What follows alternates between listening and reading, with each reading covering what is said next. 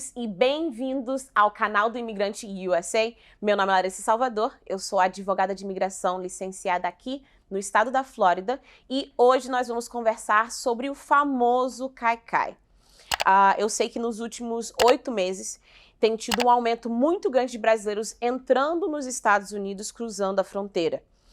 E tem muita polêmica pelo assunto, tem muitas pessoas que têm perguntas sobre, e até mesmo pessoas que não entendem o que acontece quando você entra dessa forma. Pessoas que não entendem que, número 1, a fronteira não está aberta, e esse tipo de entrada pode sim dificultar qualquer tipo de visto no futuro, ou qualquer tipo de entrada nos Estados Unidos no futuro. Então, hoje, nós vamos desvendar o mistério do tal Cai-Cai, tá? Primeiramente, vamos deixar uma coisa bem clara desde o princípio. Entrada pela fronteira sem visto não é uma entrada legal dentro do país, tá? Eu sei que muitas pessoas acham que uma vez que eles entram, eles falam, mas doutora, eles me deixaram entrar. Doutora, mas agora eu tô aqui. Agora eu posso trabalhar, eu posso... Enfim, mais uma vez. Entrada pelo Cai-Cai, uma entrada que você vem pela fronteira sem nenhum visto, não é uma entrada legal dentro dos Estados Unidos. Vamos lá. Primeiro ponto. Quando você está indo pela fronteira e você se entrega à imigração, você está praticamente falando, eu não tenho documento, não tenho nada e estou tentando entrar ilegalmente dentro do país. Você já inicia a sua jornada para os Estados Unidos como uma pessoa que não tem nenhum documento, não tem visto nem nada. Logo que você entra aqui, a imigração, que você se entrega à imigração, você vai ser preso. Porque, mais uma vez, você está cometendo um crime quando você entra dentro do país dessa forma. Uma vez que você entra no país dessa forma, muitas pessoas acham que, ou então elas são vendidas um pacote que, não, você só vai ficar preso por talvez 5 dias, depois eles vão te soltar, o juiz vai te dar 5 anos para ficar dentro dos Estados Unidos, você vai ter permissão de trabalho, você vai poder fazer isso e aquilo outro. Isso não é verdade. Essa não é a realidade dessa entrada. Quando você é preso, é totalmente a critério do oficial de imigração, quando eles te prendem, decidir quanto tempo você vai ficar preso ou não. Não são todas as pessoas que são soltas. E para pessoas que estão entrando com os filhos, tomem muito cuidado, porque a sua família pode ser separada e você não saber mais o paradeiro depois daquele ponto. Uma vez que você é preso e uma vez que eles decidem ou te soltar ou permanecer com você preso, o desenrolar desse processo é muito diferente dependendo de qual caminho é tomado pelo oficial de imigração. Se quando você entrar, você for solto logo em seguida, você provavelmente ou vai ser solto com uma tornozeleira ou com um telefone, que essas duas maneiras são praticamente prisão domiciliar, tá? Se você for solto sem a tornozeleira e sem esse telefone para você fazer o tal chamado de check-in, que é você ter que ficar em casa um dia da semana, ou então você ter que tirar uma foto para mandar para eles aonde você está uma vez por semana, você também talvez seja solto sem nenhuma dessas duas opções. Mas em todas essas opções, você tem que fazer um check-in com o ICE, e geralmente eles te dão um documento que vai falar para você exatamente quando que você tem que comparecer e aonde que você tem que comparecer, dependendo do endereço que você dê para a imigração uma vez que você é preso, tá? Muitas pessoas, quando elas entram, dependendo da situação, várias têm emitido documentações fraudulentas para a imigração. Relembrando, isso é crime federal. Pessoas, às vezes, estão pegando crianças de outras pessoas para entrar porque eles acham que essa é uma forma mais fácil de entrar. Mais uma vez, eles fazem teste de DNA na entrada. Mais uma vez, você mentir sobre ser pai de alguém ou esposo de alguém é crime federal. Você está praticamente tentando passar a perna no governo com documentos falsos para um benefício migratório. Isso, aliás, pode acabar com qualquer chance que você possa ter, mesmo se talvez você tiver uma real chance de aplicar para asilo aqui nos Estados Unidos. Então, mais uma vez, documentos falsos, parentesco fraudulentos, podem causar, sim, você ser preso, você ser imediatamente deportado e também pode atrasar ou altamente prejudicar um futuro caso migratório aqui nos Estados Unidos. Então, essa é a parte mais importante sobre documentação falsa e parentesco falso. Segundo ponto, se você ficar preso, você vai ter uma entrevista com a imigração e a entrevista inicial com a imigração é para determinar se você tem, de fato, um medo real de voltar para o seu país. Porque lembrando que o caso mais relevante para a imigração hoje, para pessoas que estão entrando pela fronteira, é se você tem um pedido válido de asilo, se você está entrando aqui dentro dos Estados Unidos por medo de perseguição, por medo de ameaça no seu país. Lembrando que não é qualquer tipo de ameaça, não é qualquer tipo de perseguição que te dá o direito de asilo. Por exemplo, muitas pessoas têm entrado e uma das razões tem sido, poxa, realmente a economia no Brasil está muito difícil. Realmente as pessoas estão se endividando até mesmo com contas básicas como compras de supermercado, porque a situação está muito difícil. Esse tipo de dívida, esse tipo de problema com o nosso país, que as pessoas estão tendo no país, não serve como base para asilo, tá? Por exemplo, até mesmo o índice alto de criminalidade no Brasil também, por si próprio, não serve como base para fazer um pedido de asilo na entrada quando você entra pela fronteira ou até mesmo pelo aeroporto. Por quê? Quando você fala sobre o crime, a não ser que o crime foi feito contra você, ocorreu contra você, por uma razão específica, por causa de quem você é, aquilo também não serviria como base para fazer o pedido de asilo. Uma vez que eles determinam se você tem ou não esse medo real, aí vocês vão para o segundo passo. Se você tem um medo real, você tem agora a habilidade bem mais fácil de fazer um pedido por fiança. Quando você faz o pedido por fiança, é bem melhor e facilita muito quando você tem alguém aqui nos Estados Unidos, um cidadão americano ou então um residente, que possa assinar e se responsabilizar para quando você for solto, né, da imigração, do centro de detenção de imigração, para que aquela pessoa possa se responsabilizar, falando que sim, eu posso ajudar essa pessoa com ela comparecer na corte, eu posso ajudar essa pessoa com o lugar para ela ficar, enfim, isso ajuda muito. Para pessoas que têm essa entrevista negada, esse caso vai para o juiz. E aí você tem uma segunda chance de comprovar que você realmente tem medo de ficar no país e apresentar o seu caso para um juiz.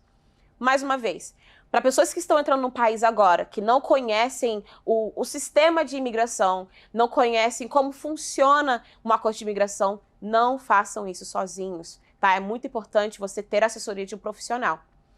Outro ponto importante também é que somente porque você foi preso e eles te soltaram, e a sua corte talvez foi marcada para 2023, eu tenho vários casos de pessoas que entraram ano passado, que as cortes foram todas adiadas para 2023, isso não significa que você tem que esperar ou que você pode esperar até 2023 para iniciar o seu caso. Porque se você tem um caso de perseguição, se você tem caso de ameaça que serve como base para um caso de asilo, você somente tem 1 ano para dar entrada a esse caso. E a importância de você ter um profissional com você durante esse processo é, assim, mega, mega, mega. Por quê?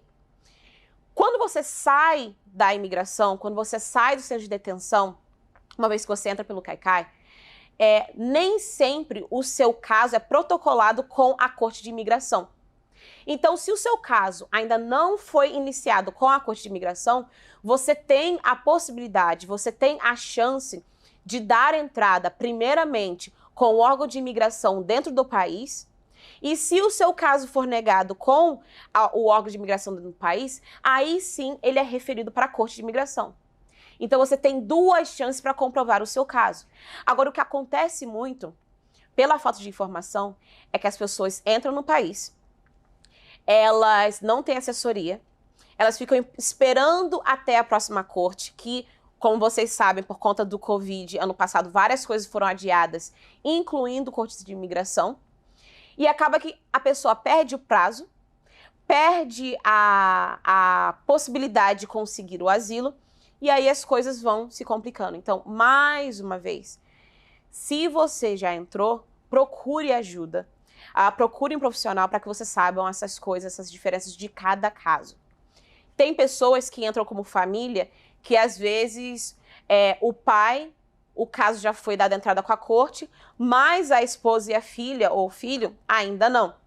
Então, mais uma vez, quando o caso não é colocado tudo junto, a gente pode colocar a família em um ritmo e o pai, que já foi colocado na corte de imigração, o processo é diferente.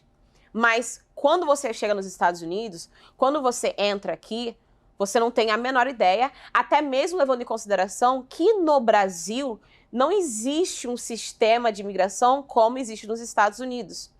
No Brasil não existe um sistema para quando a pessoa entra sem documento da mesma forma que existe aqui nos Estados Unidos. E imigração no Brasil não é um assunto que é super falado em todos os lugares, porque a situação do Brasil é completamente diferente. Então, mais uma vez, é importante que quando você entre no país, você procure se informar desses detalhes, dessas coisas. Outro ponto. Se você, quando você entrar, você já recebe um documento que já tem a sua corte marcada, você tem a possibilidade e a chance de conseguir tirar a sua carteira de motorista. Mas isso depende muito de estado para estado, tá? Eu sempre falo que sim, o nome é Estados Unidos, mas os estados não são unidos. As leis são diferentes completamente de um estado para outro. O estado da Flórida tem uma lei totalmente diferente do estado da Califórnia, do estado de Nova York, de Geórgia, Washington, enfim, todos eles são extremamente diferentes. Então, é importante você começar já a checar quais são esses detalhes, uma vez que você já esteja aqui, várias pessoas aqui já, é importante você saber quais são as leis de cada estado onde você está, para você ver quais são os benefícios que você ainda teria com esse tipo de entrada. Mais uma vez, lembrando, para as pessoas que pensam em entrar assim, gente, não é porque eu estou aqui, não é porque eu sou advogada de imigração, mas como uma pessoa que passou mais de 10 anos indocumentada dentro desse país, eu posso te falar que muitas vezes não vale a pena. E esse tipo de entrada não vale a pena porque dificulta muito a sua vida aqui e dificulta muito qualquer outro processo que você vai ter. Eu tenho várias pessoas que vieram para mim e falar, doutora, eu nem sabia como tentar tirar um visto de turista. Então eu nem tentei. E tem muita gente vendendo um sonho sobre, não, você pode entrar aqui, não importa, vai ser fácil. Não é fácil. Porque quando você para pensar, muitas pessoas estão pagando até 25, 30 mil dólares, não são reais, para entrar nos Estados Unidos sem uma garantia que você vai poder ficar. Porque ninguém pode te garantir que uma vez que você entre aqui, uma vez que você for preso, que você vai permanecer aqui dentro dos Estados Unidos. E outra coisa, eu sei que eu sempre falo, mas eu preciso repetir. Gente, eu sei que você tem um amigo, que tem um vizinho, que conhece um padeiro, que tem um mecânico, que o irmão do mecânico teve um caso igual a você. Não é verdade. Ninguém tem o caso igual a ninguém, porque ninguém tem a mesma história. Entende? Mesmo dois irmãos gêmeos que nascem no mesmo dia, com minutos de diferença entre um e outro, não vão ter a mesma história. São pessoas diferentes. Então, eu entendo. Ano passado, por exemplo, várias pessoas falavam, doutora, mas o meu vizinho, porque é sempre vizinho a um amigo, gente. Nossa, sempre é um vizinho a um amigo. E nem tem advogado, tá? Então, a gente nem sabe exatamente o que a pessoa fez. Sempre tem um que fala, não, mas o meu vizinho, ele conseguiu a permissão de trabalho. Tá, mas eu te garanto que para essa pessoa conseguir a permissão de trabalho, tinha que ter uma base. Não é simplesmente mandar uma carta para a imigração falando, oi, quero uma permissão de trabalho. Não funciona assim. E ano passado, a lei completamente mudou. Porque agora, quando você entra para um pedido de asilo ou um pedido para parar o processo de deportação, você somente pode fazer um pedido para permissão de trabalho depois de 365 dias.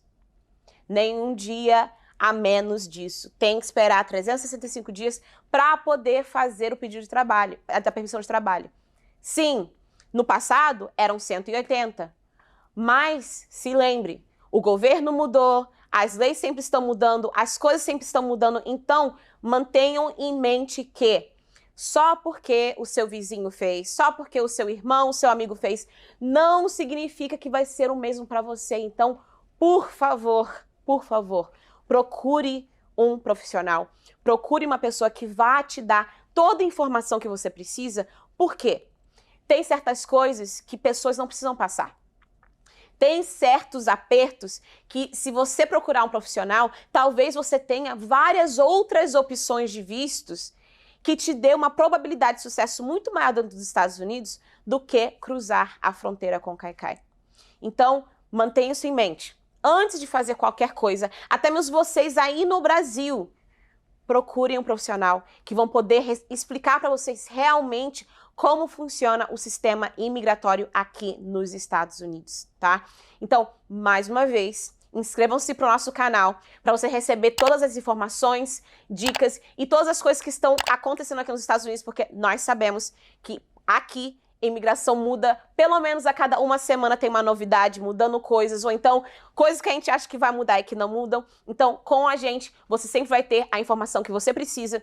E para mais informações, ou até mesmo para consultas, vocês podem contatar o nosso escritório pelo WhatsApp. O número é 954-773-8175, ou então por e-mail no info@salvadorlawpa.com. E continue nos seguindo nas redes sociais, no Instagram pelo salvador.law e também no Facebook. E a gente se encontra na próxima.